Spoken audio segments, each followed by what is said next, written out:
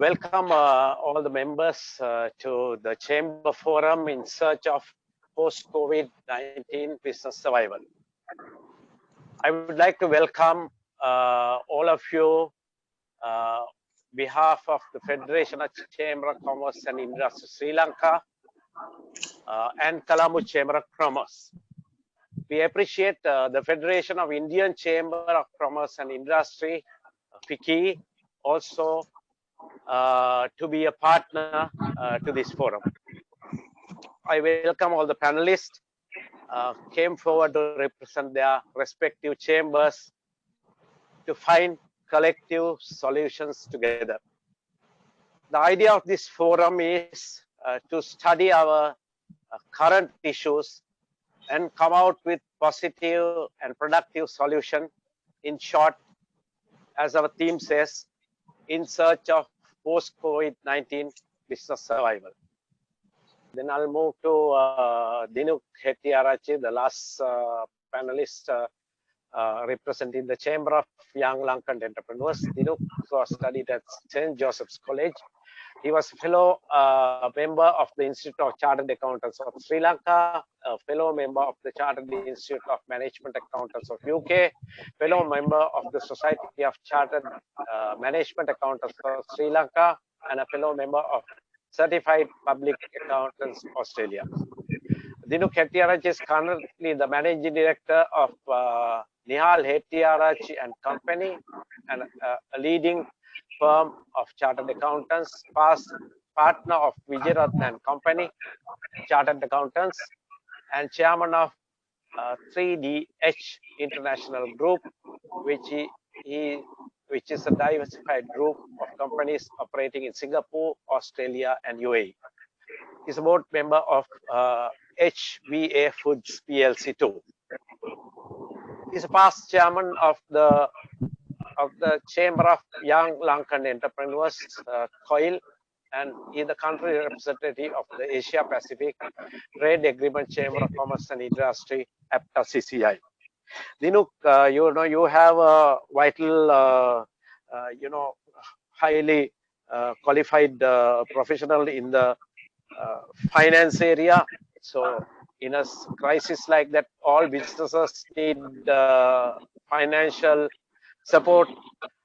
Can you first, as a representative of the COIL, how do you think the entrepreneur should act at this time?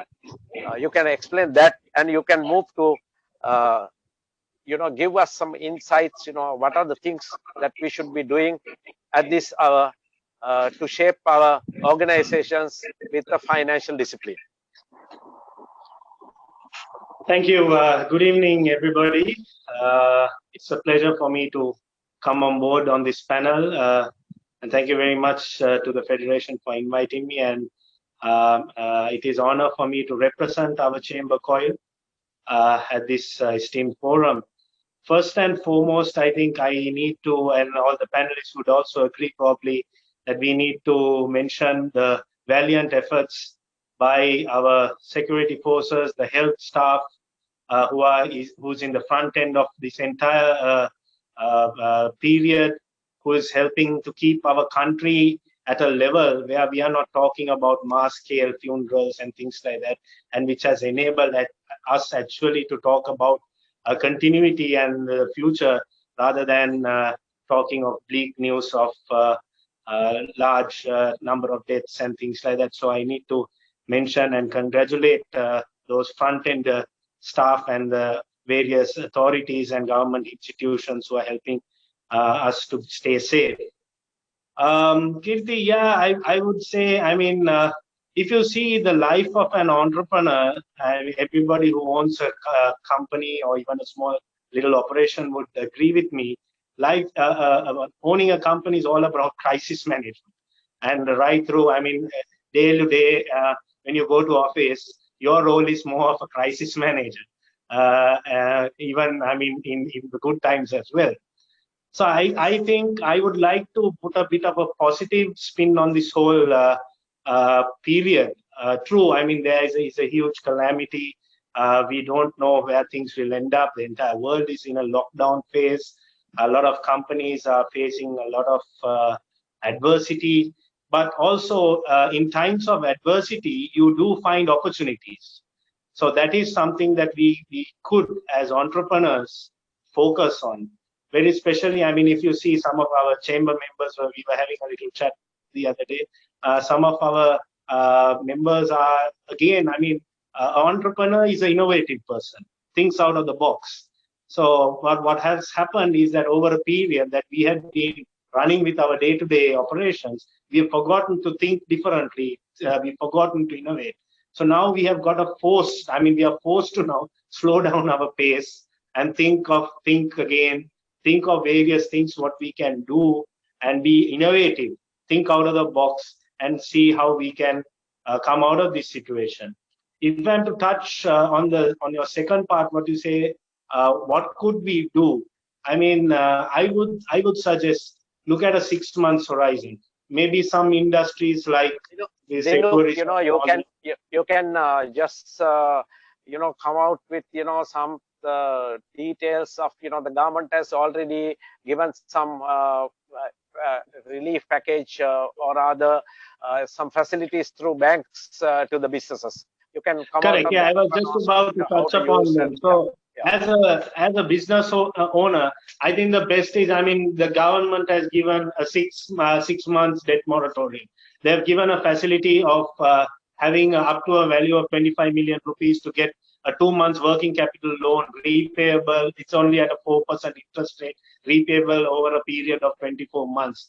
And if you want to invest into a new venture or to expand or think about restructuring your operations, look at new business angles, and you need to get some machinery and all that in order to do that. There's another loan scheme going up to 350 million. Some of the penal interests have been waived off. So there are a lot of things which the central bank has already informed the banking sector. True, I have heard a lot of issues with some of our members who are saying that the news have not trickled down to the branch levels.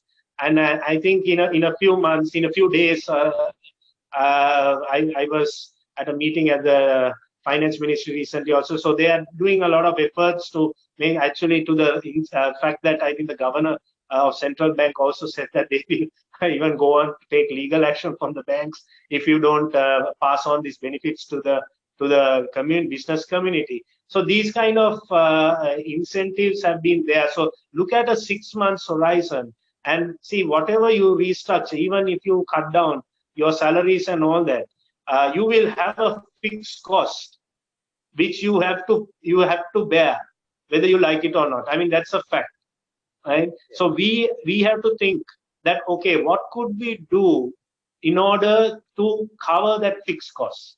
So if you're diversified, sometimes if you're a diversified group of companies, maybe one particular industry, for example, I was discussing with a member of mine. They were saying that they were manufacturing a certain type of product, but now they're moving into health, the overalls and masks and things like that. Yes. And with that and safety shoes, health related, those rubberized shoes and all that. So they've changed their market. They're for the next 6 months, they're going to change their factory lines and all that in those areas and trying to supply to that market, as well as sometimes there's another company who is into cosmetics and they are now focusing on these hand sanitizers. There's a huge market overseas. So likewise, there are a lot of ways you might have to think out of the box, think innovatively, look at your bare minimum fixed cost, take all the benefits what the government sector has given. But I'm sure we cannot be relying on the government to be rolling out things to us for a long period of time. So we might have to do something as business owners in order to restructure our operations, look at areas where we can make some short-term revenues in order to cover the fixed costs so that we can move ahead after this whole thing blows away. So my short message is to the entrepreneurs or the people who's running their own businesses. I know it's a bleak time, things might look bad, but let's think positive. There are opportunities in diversity. So we'll try to think and find out ways where we can supply. E-commerce is a good area that we can move into. Pharmaceutical products is going to be good. Agriculture, like we discussed earlier, is going to be massive. Local area kind of be supplying something to your country. I mean, so likewise, there are things we might need to think about, but certainly look at a 6 months horizon, and we'll try to restructure, and then let's look at moving forward from there. Is my I would like to go back to Dinuk again. Dinuk, now the government is discouraging the money to go out, and government is encouraging the foreign currency to come to the country. Now, I think these proposal. There are various discussions were there. Do you want to comment something on that one? Of course, if the people living abroad, if they can bring money to our country as foreign currency, then we will have some easiness to for our country to find this dollar, the rupee fluctuation to that extent. Can you share something? Yeah, I think, Kirti, we now know that we have certain import restrictions put in place. That is obviously because of the pressure on the exchange rate we currently are undergoing. Yeah, that's fine. No, I'm talking. They have put a restriction to take the money out of the country and encouraging the money to come in. What is the like? I mean, so the reason is because since of late all our remittances are drying up because exports have come to a standstill. Our remittances from our workforce overseas has also reduced tremendously, which is putting a huge burden on the local apparatus in terms of exchange rate. So the government has put out a plea. At the moment, it's more of a plea where you can bring down your dollars to Sri Lanka. And there is also a special type of account which they have mentioned where probably they are looking at giving you a 2% extra on interest on that particular account if you bring in your dollars. But if it's to be on a large scale, I think like a tax amnesty or something like that, I think we need to I think the government needs to more or less make it legalized, not a plea, because that the thought behind the company owners or the, people who have money overseas will worry that, okay, COVID-19 issues will come and go, but the tax issues might come in 2021 or 2022 where the department will ask where do you get this money, and all these things will come into play. So for the companies, I know some of our members who are now actually bringing in the money, saying that I don't know what happens, and just bringing in some money overseas from overseas because I need to pay my people. So that if something happens, I will explain to them. This is why I brought it. So there are two factors to this. I think the government needs to legalize, gazette all this, and put it to the business community, and I'm sure the business community will bring it down. And also, it's the owners, and I think now it's a duty on us all Sri Lankans and all businessmen. I mean, it's a known fact that some of the actual remittances do not come into Sri Lanka, right? So we should the government should make it conducive, the environment in terms of taxation, to make it conducive. So all these remittances, the business community can bring it down. Without keeping it away and bring it down, then and if you legalize the process and make sure that you are not going to get penalized 1 year, 2 years down the line as a business owner, then I think more and more businesses and more people who are living overseas, who have dual citizenships and all that, probably might move some of the monies locally, and which will be a great thing for a country like Sri Lanka. Yeah, thank you. Shanil, do you also like to, being a lawyer and you're practicing in that area also, can you add a little because we have very limited time now. We are almost about 7 to 8 minutes to conclude. I thought we will have a summary to present, but I don't think which will be possible now. But still, I think these are important area. And Shanil, can you give a quick comment on that? Basically, I think this appeal should get into the the correct process of coming through gazetting it and so on. If you look at how it happened in Pakistan with the new premier coming in, and in Indonesia, they got billions of dollars that came poured in. In Pakistan, what happened was a businessman went to the Supreme Court and asked, okay, are there going to be later on some issues with the tax department, and at the end of the day, it will end up in the Supreme Court. So Supreme Court gave a very good verdict saying that no, this amnesty will hold good, right? So I think that there are lots of Sri Lankans who are out there who would like to come in, who would like to bring the money, because for one thing is they will get a better return on this. But the problem is, for one thing is this, they have said they have to bring the money in 3 months, then you have to convert the money. I don't think they are willing to convert the money, but I think at least if they allow them to come and park it here, right?